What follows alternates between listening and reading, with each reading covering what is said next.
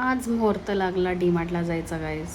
तर good morning day आहे 117 आणि सकाळ सकाळी बनवली मस्त गवार आणि बटाट्याची भाजी. मला खूप आवडते गवारची भाजी, पण बाबूला खायची इच्छा नव्हती म्हणून त्याच्यासाठी बनवली भुर्जी.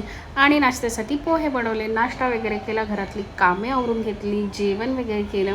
म्हटलं आज खूप दिवसानंतर ॲब्रो करायचे होते, त्यालासुद्धा मला जायला टाईम भेटत नव्हता. टाईम म्हणजे काय, पाऊस येतो तर पावसामुळे कुठे जायची इच्छा होत नाही.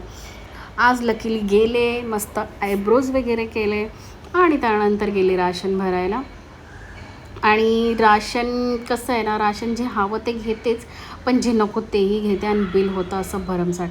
तुमच्यासोबतही असं होत असेल तर कमेंट बॉक्समध्ये नक्की कळवा. आणि त्यानंतर डीमार्टला गेलो आणि पिझ्झा नाही खाल्ला, असं होईल का?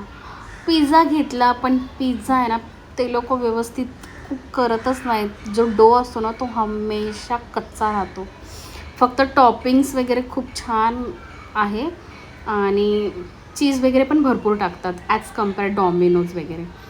पण जो डो आहे ना त्यांनी इम्प्रूव्ह करावा असं मला तरी वाटतं. तुम्हालाही असं वाटत असेल तर कमेंट बॉक्समध्ये नक्की कळवा. घरी येऊन फक्त खिचडी खाल्ली. Thank you for watching.